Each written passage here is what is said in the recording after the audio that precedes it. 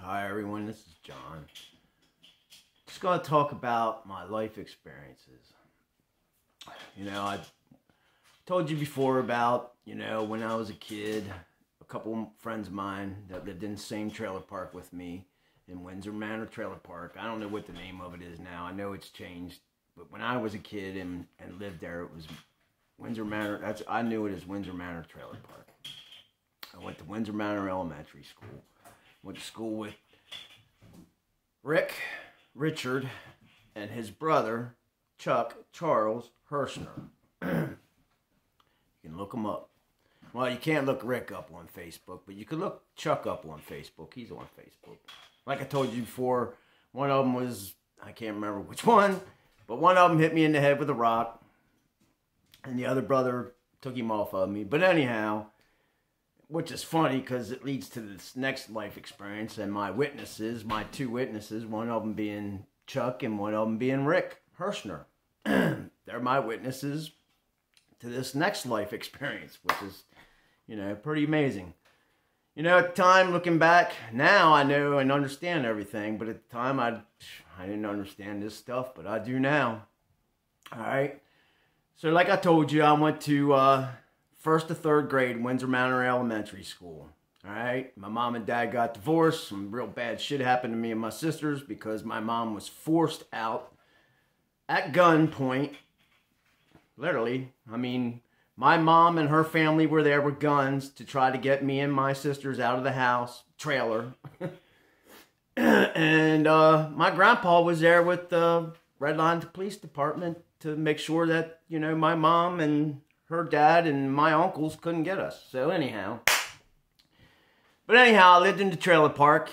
And Rick and Chuck Hirschner are witnesses to the fact that I lived there. They lived there. But they're also my witnesses to this next thing. Okay? After my mom and dad divorced, split up, me and my sisters were left there. It took my mom like over 6 months or something to get us back. She got us back, took us into a home of another deranged individual named Charlie Pellet, which, I forgave Charlie. But anyhow, so this leads to my next life experience, which, Charlie was involved in. Chuck and Rick Hirschner are involved in. All right, this was when we lived in, because my mom met this guy, Charlie, married him, took us into his house, because it wasn't a home. And anyhow, he was such an evil being that when I was a kid in 4th grade, at the time, we lived in Yo, and I was going to Ore Valley Elementary School. Very intriguing what all this means. And it was at 2620 Springwood Road, I believe. I think it's 2620 Springwood Road. The elementary school, Ore Valley. I went there for 1 year, 4th grade, which is the Dallastown Wildcats, before I was the Red Line Lion. So anyhow, somewhere from the time that, because, I couldn't tell you right now if Chuck and his family, Chuck and Rick Hirschner, their family moved out of the trailer park before us, or if my mom had got us out of the trailer park before them. But all I know is we wound up moving to Yo with my mom's second husband, Charlie.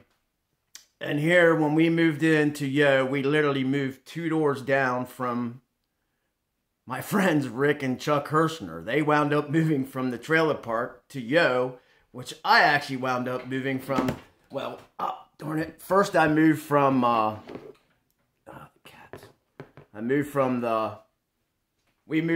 my mom first got us, we went from the trailer park in Windsor to an apartment down in Glen Rock, which is pretty interesting, Glen Rock. So then we went from Glen Rock to the house in Yo. And when we did, we literally two doors down from, on the same side of the street and everything as Rick and Chuck Hirschner. Now, this is a life experience that, now looking back, I understand everything. But anyhow, Chuck and Rick are witnesses to this. So me, Chuck, and Rick were playing hide and seek. I think that's what we were doing. It's the only thing I can remember is I think we were playing hide and seek or something. We were running around. But anyhow, I was running through my neighbor's yard, and I'm pretty sure that's what happened. I can't remember if I was in his yard or in his shed. I might have been in his shed, but I think that's what happened. I think I ran in his shed to hide, and when I ran in his shed to hide, I think there was... Anyhow, I stepped on a board with a nail in it, sticking up, and it went right through my foot, the whole ways through my foot.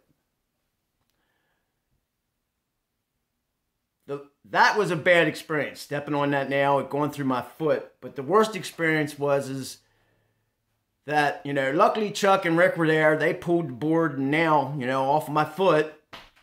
Because I can't remember, literally, I can't remember. I know it was summertime, and I can't remember if we were barefoot, if I had a shoe on. I can't remember, you know, I really can't.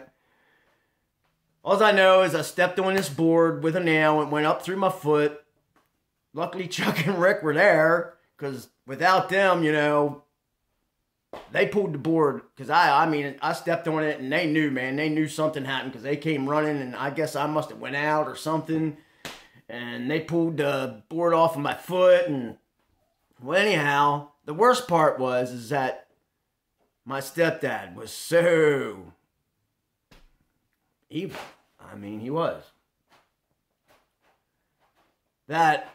I didn't tell my mom or my stepdad, of course, because I knew what he would do to me. And he did. Because I stepped on this board with a nail in it in my neighbor's yard. And I had gotten beaten severely before for running through my neighbor's yard. You know, I mean, God, I was in 4th grade. You know, I don't know how old I was. What, 7, 8 years old? Freaking, So I was that afraid of my stepdad that I didn't say anything to my mom or him about stepping on this nail and it going through my foot until I don't know how many days later I started getting sick and I noticed that my leg was turning a different color and I went and said something to my mom and of course they had to rush me to the hospital and give me antibiotics and whatever else, shots and so then, you know, the worst part about it was, you know, I had no choice but to tell my mom that what happened. And, of course, when I got home from the hospital, man, my stepdad, you know, it was unbelievable. But anyhow, you know, what I went through in life, my life experiences has led me to know who I am. So, there's that. Peace, love, joy, kindness.